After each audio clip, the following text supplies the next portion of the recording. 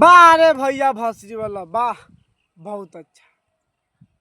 देखा तेरा भाई लोग कैसे भैया भौजी के ढोरी पर तेल चुआवता, लगाता भौजी के ढोरी पर मुठ मार के गिरेबे कर। ऐसे कहल चाहते भाई लोग भैया भौसी वाला नु लन के टोपा है। तो क्या हाल बा, आज हम फिर से बात कर बनी भोजपुरी गाना के बारे में बात कर भाई। आज के वीडियो बहुत गान फाल बा। ऐसे कहल चाहते हैं कि वीडियो को पूरा देखो, बहुत मजा। वीडियो बनाने के बस एक ही मकसद बा, एक ही मकसद रहला आप सभी को दिल से हंसाने के लिए, ना किसी को दिल को ठेस पहुँचाने के लिए। वीडियो को पूरा देखो, देखने के बाद में भूल जाऊँ। तो बिना कोनो लानो लहसुन के आज के वीडियो स्टार्ट करते हैं। बारे तारा बहनी के गाड़ी में गधा के लंड पे लो वाह। देखा तारा भाई भौजी कैसे है देखावत है भैया कैसे भौजी के जो बन छुअता, लगाता भौजी के पटक के पेलिए दी। अरे भैया हम तो कहते हैं हमारा सामने पेला, हम देखम हम मुठ मार के भौजी के ढूंढी पे चुआम आ फिर से चाटम, तो हमरो मजा आए ना। भाई लोग ये सब कौन वीडियो यार, बहन सेक्सी वाला वीडियो बना के बहन दिमाग खराब कर रखता है सब क्या है यार। आज तुम सब यही काम करना चल जाओ, उसमें करना बहन इंग्लिश फिल्म में, बहुत मजा आएगा तुम लोग।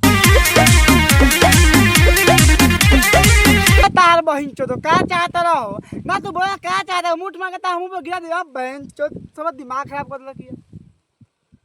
को भौजी का पकड़ा कब छूटा, कब भौजी के ढोनी में पानी छीटा। तारे बहन जी सब क्या है यार।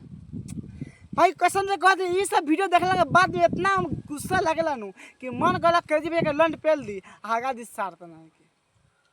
ए भैया भौजी के छीटे चाटा ना, बड़ी मजा आई। अच्छा बारू गदराइल ओठ लागे नमचूस, तार कहे के मतलब है भैया कि भौजी बहुते गजब के बिया, बहुत मस्त चहल जवानी बा, भौजी के ओठ बा एकदम चॉकलेट लेखा लागेला। तो काम कर भैया तू चाट आ भौजी को हमरो के कह चाटे खाए, तब बड़ी मजा आई। काहे कि तू तो ओठ चाट के मजा ले लेब, हम उठ मार गिराम तो कहाँ गिराम। हम चाहत नहीं, हमारे एगो इच्छा बा कि हमारे भौजी के पहले दो, प्लीज एक खेपा पहले दो बस। हाँ सटा ना करे जा आवा कोरवा में घुस, पटक के पेल दा कि भौजी हो जा मुस। काहे कि भौजी के करे के बा खुश, तब भौजी के जवानी बा मकी चूस।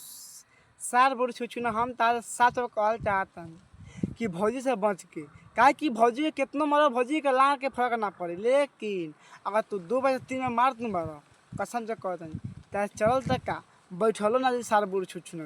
याद रखिए बात के, तब भौजी के मरिया 2 से 3 खेप बनी घोड़ा चढ़े राजा घोड़ी पर। का कहता रू कि बनी घोड़ा चढ़ा घोड़ी पर, हाथ तोड़ बहन चोद लाच अटबुका। ये सब क्या है यार बहन चोद है क्या आप लोग सुन रहे हैं कि बनी घोड़ा चाहे घोड़ी पे हाथ तोड़ बहन चोद। भौजी के इतना पिलाया के मन बाकी भौजी के नू भीतर पानी फेंक ले। ए भौजी एक बात कहल चाहता नहीं, बस कल जवानी के गरम में कोनो कस के मार दिनू हगबे ना, खाली मुतबे आगे पुके बार तारा बहनी के गाड़ी में गधा के लंड पे लो वाह, बहुत अच्छा। कि घोड़ा बन के चढ़ा घोड़ी पर, आज माल चुए तो सब ढोरी पर। क्या गाना है बहन, ये क्या गाना है यार, सुनने के बाद मेरा मन खुश हो गया। ऐसे गाना के हम लोग बहुत सुनते हैं, काहे कि मालूम है क्यों, काहे कि पिलाई बहुत करना पड़ता है। अब हम पिलाई कर रहे हैं तो आप लोग के मन में बहुत विचार आता होगा कि भाई कितना तू गाली देता है, कितना पेलता है। आप सब बताइए हम क्या करें यार।